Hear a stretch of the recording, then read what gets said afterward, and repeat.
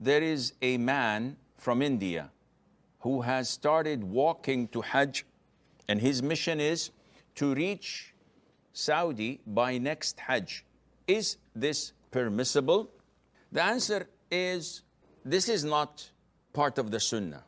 And this is a misconception that a lot of the Muslims fall under when they think that the more hardship you inflict upon yourself, the better it is for you at the sight of Allah Azza wa Jal, which is not true.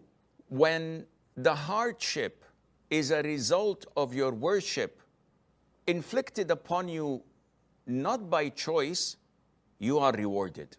Someone traveling to Hajj, and on his airplane or the bus or whatever means of transportation he's using, he falls sick, he gets a fever, he is really tired and finding it hard, he's rewarded. Someone, by his own intention, willingly, instead of sitting under the shade or under an umbrella, he goes in a convertible, or decides not to have anything on top of his head exposed to the sun the whole day time. He's sinful. The Prophet saw, alayhi salatu wassalam, a man walking, barely being carried by two of his sons, but still insisting to walk. And the Prophet said to his companions, Allah Azza wa Jal is not in need for this man to torture himself.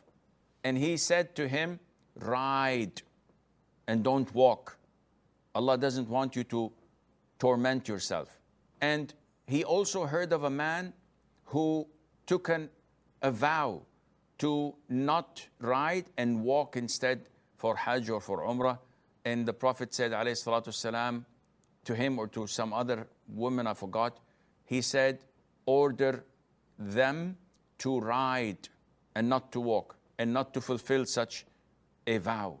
Because this is not a vow in worshipping Allah Azza wa Jal. Allah doesn't want to burden us.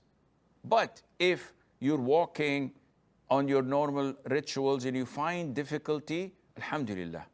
But if you had the means to sit in an air-conditioned tent or a room, and you say to yourself, no, this is too luxurious, I'd like to sit in the heat under the sun, this is not something that you will be rewarded for.